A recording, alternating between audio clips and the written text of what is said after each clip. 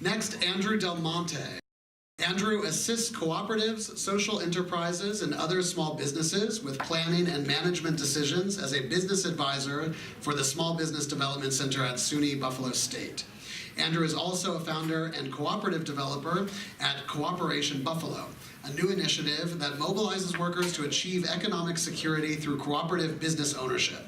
Andrew lives at the Nickel City Housing Cooperative in Buffalo, New York, where he currently serves as president. Please join me in welcoming Andrew.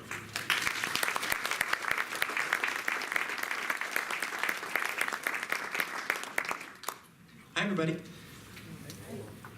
So I'm going to talk to you today a little bit about Nickel City Housing Cooperative, which is a nonprofit organization that was started in 2001 with the mission of preserving old, vacant at the time, properties and providing education and affordable housing to people centered on a cooperative housing model.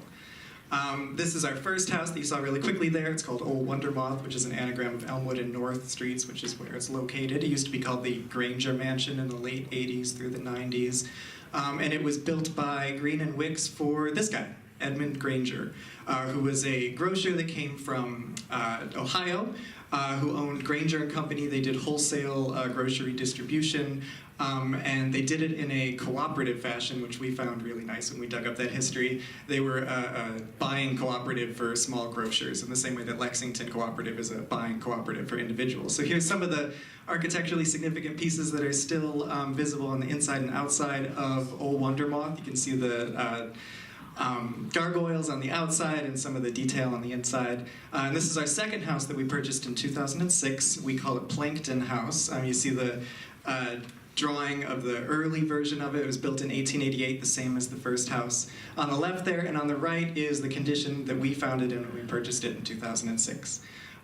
It was a little history anecdote. We found it was marketed to folks that were here for the Pan Am Exposition in 1901 as the Park View, and it was housing where people could stay when they were here for the event.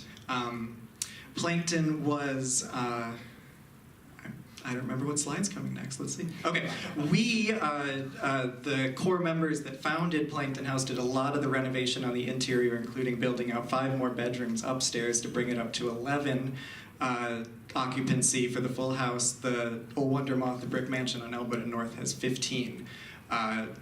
It's 15 bedrooms as well.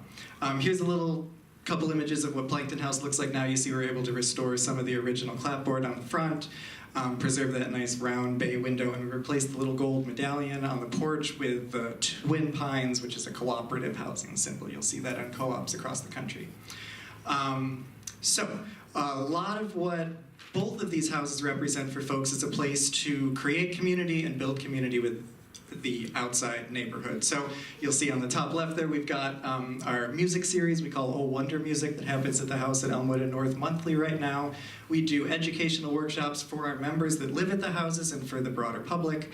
We do a lot of labor and cleaning and cooking together. And most important to cooperatives, cooperatives come in many different forms, right? There's buying cooperatives, housing cooperatives, worker-owned cooperatives, but that centers on this model of one member, one vote, and cooperative ownership. So here's us meeting for one of our quarterly General Assemblies where every member of both households is involved in making decisions for how we're going to run the cooperative and what our policy is and that sort of thing. Here's a little example of some of the outreach we do for our potlucks. We have a potluck on Monday nights at Plankton House over on Fargo Avenue and Wednesday nights at the house at Elmwood and North, and this is us participating in Garden Walk a couple years ago. Here's a little bit more politically charged potluck we had during the last election, our Bernie potluck. And just sort of a picture to show you just how relevant the dining experience really is to cooperative living. These are members both of the houses and of the outside community that get together at least once a week. And we cook together every night for members of the household. Big creepy old mansions are great for Halloween parties, which is our biggest fundraiser at the Old Wonder Moth house at Elmwood and North that happens every year. Turns it into this ghoulish haunted mansion kind of thing for a night. And it's a great way for us to outreach to the community and also raise some funds to get the work done that we do. At Plankton House, we do a little bit more moderate event. We do an annual art show where we exhibit the artistic talents of both members in the house, alumni of the community. We've got over 150 folks who have lived or currently live at one of these houses now after 16 years. And so we showcase art and music and all sorts of things like that. Cooperative living is one of those situations where you're creating a household with each other, but you're also creating a community that can be centered on values that the outside world or the outside community doesn't consider important or actively kind of oppresses. So we've got examples here of our participation in the Pride Parade, artistic expression in the houses, and a little bit of that element of valuing everybody's contribution to the household regardless of what that looks like. This is an example of the impermanence of living in housing cooperatives. This was both a birthday party for one of our younger members and a farewell party for one of our members who was leaving. Change is constant in a household of 15 people, and so we actually had to do 2 celebrations at the same time. This is a picture of our founding members on the porch of Old Wonder Moth in 2001, just recently after they bought the property. And you'll see in a minute a picture of a group of us from a General Assembly meeting that we had in 2016 on the same porch. I guess as I'm wrapping this up, I think it's really important to point out that the aesthetics and the structures really impact these houses.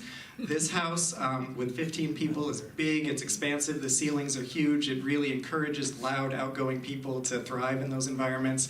And our house over on Fargo is a little bit more close, intimate, shorter ceilings, and it really encourages people that are a little bit more introverted to really thrive. And observing those dynamics of how the property plays with the people and the people play with the house is really, really interesting. So thank you. That's all I got.